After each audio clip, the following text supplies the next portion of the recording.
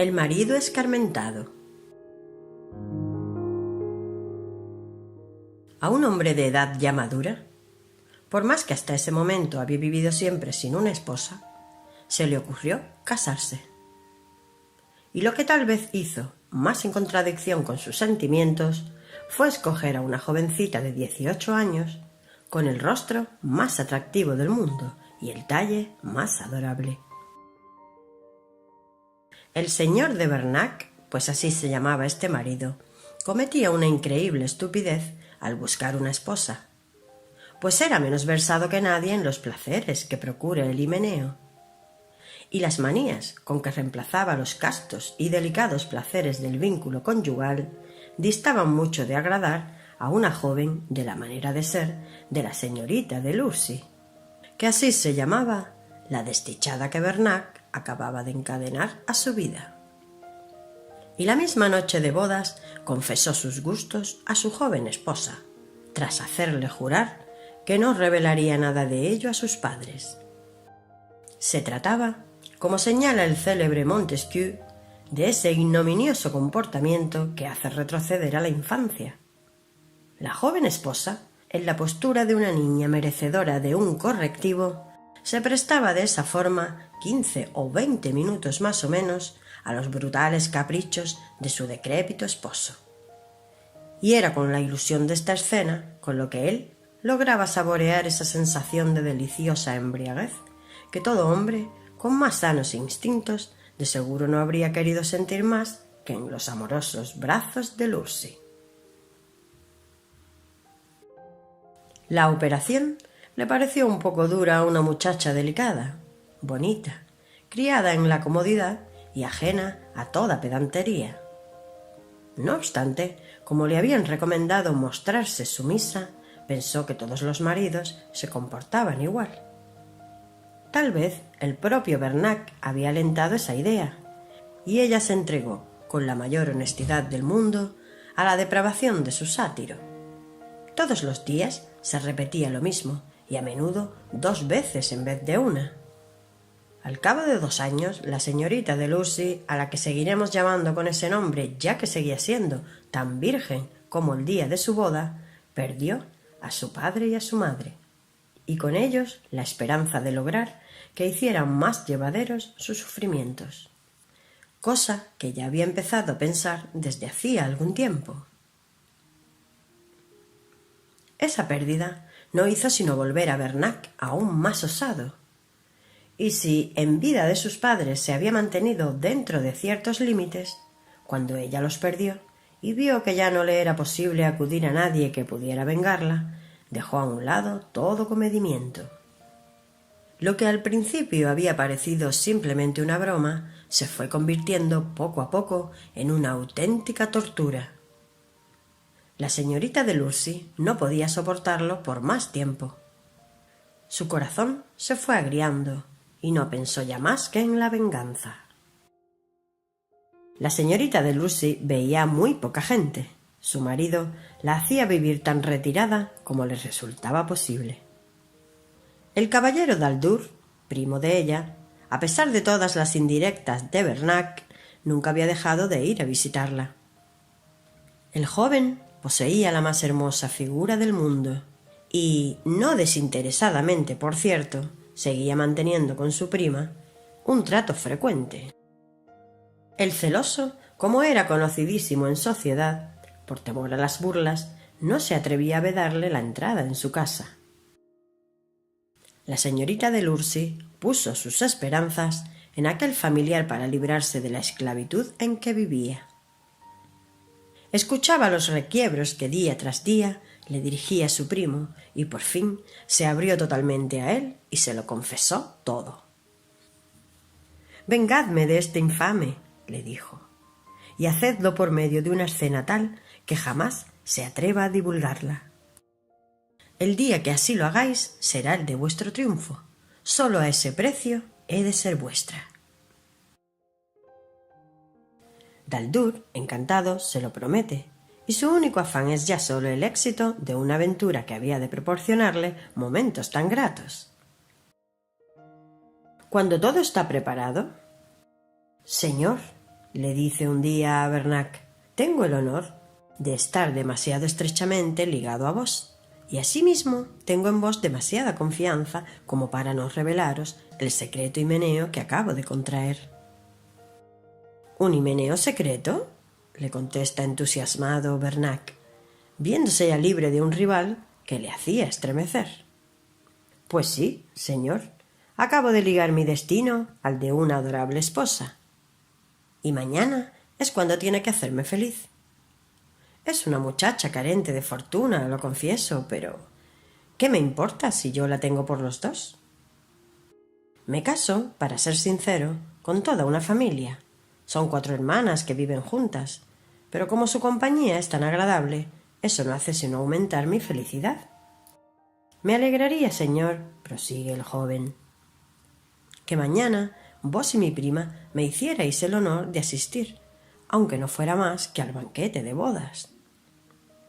Señor, yo salgo muy poco, y mi mujer todavía menos. Ambos vivimos en un completo retiro, pero si a ella le apetece, yo no tendré nada que objetar.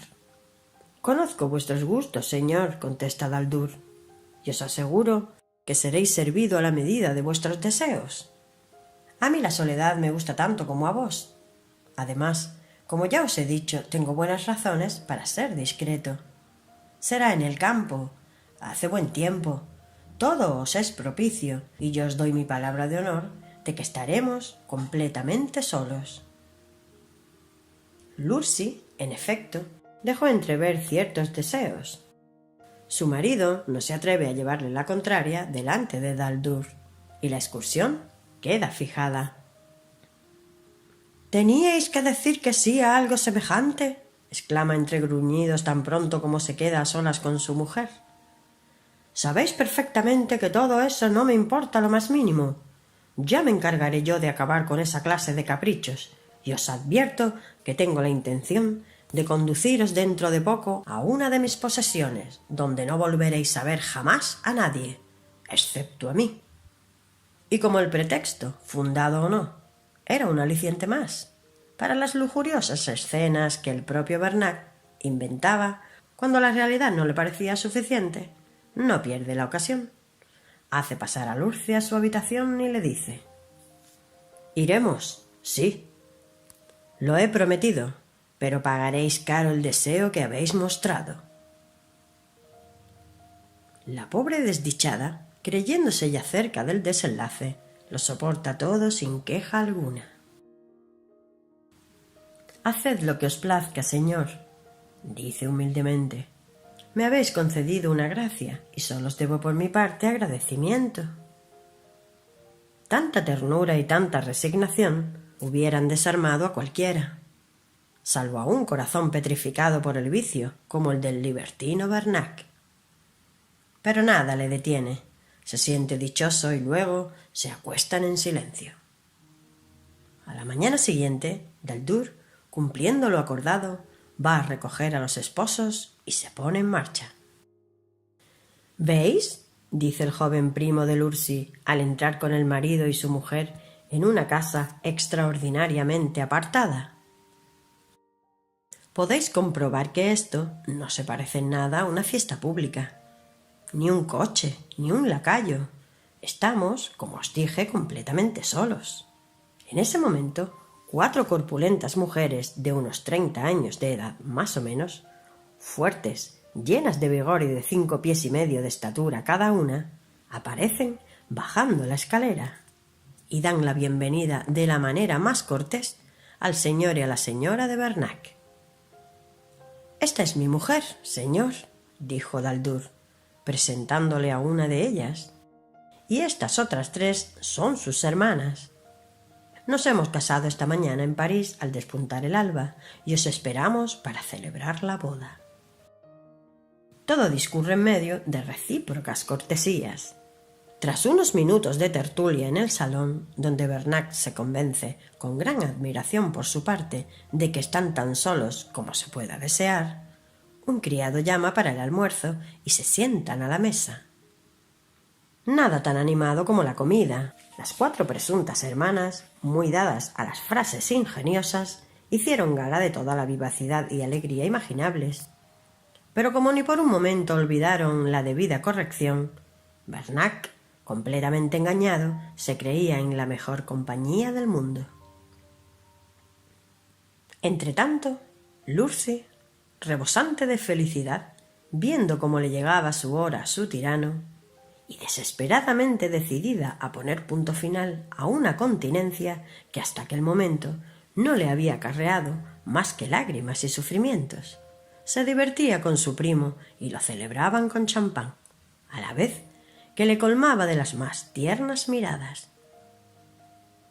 Nuestras heroínas, que tenían que hacer acopio de fuerzas, bebían y reían por su lado, y Bernac, dejándose llevar y no viendo más que pura y simple alegría en todo aquello, tampoco se mostraba mucho más comedido que los demás. Pero como no había que perder la cabeza, Daldur les interrumpe oportunamente y propone que vayan a tomar café. «Por cierto, primo», le dice cuando ya lo han tomado, «os ruego que os dignéis a recorrer mi casa. Sé que sois hombre de buen gusto. La he comprado y amueblado expresamente para mi matrimonio, pero temo que no he hecho muy buen negocio, y si no os importa, podríais darme vuestra opinión». «Con mucho gusto», responde Bernac. «Nadie entiende de esas cosas tanto como yo, y veréis cómo acierto a calcular el total con una diferencia de 10 luises, os lo apuesto». Daldur se adelanta hacia la escalera dando la mano a su hermosa prima. Bernac queda entre las 4 hermanas y en ese orden llegan a una alcoba, muy apartada y sombría, al otro extremo de la casa. «Esta es la cámara nupcial», le dice Daldur al viejo celoso. «¿Veis este lecho, primo? Pues aquí es donde vuestra esposa va a dejar de ser virgen. ¿No es ya hora de que no siga esperando?» Esa era la señal. Al instante, las 4 impostoras se abalanzan sobre Bernac, armada cada una con un haz de varas. Le bajan los calzones, 2 de ellas le sujetan y las otras 2 se turnan para azotarle. Y mientras se afanan en ello con todas sus fuerzas... «Querido primo», le grita Daldur, «¿os dije que seríais servido a la medida de vuestros deseos? Pues para complaceros no se me ha ocurrido nada mejor que devolveros lo que dais todos los días a vuestra adorable esposa. No vais a ser tan bárbaro como para infligirle algo que os gustaría recibir vos mismo, por lo que me alegro de poder trataros con tanta galantería. No obstante, aún sigue faltando otra circunstancia para la ceremonia. Mi prima, según creo, a pesar de vivir con vos desde hace ya mucho tiempo, sigue siendo tan virgen como si os hubierais casado ayer mismo. Un descuido semejante por vuestra parte no puede proceder más que de la ignorancia. Apuesto a que es que no sabéis cómo hacerlo, pues os lo voy a enseñar, amigo mío». Y con estas palabras, al compás de la agradable música, el apuesto primo arroja a su prima sobre el lecho y la hace mujer a la vista de su indigno esposo. Solo entonces la ceremonia concluye.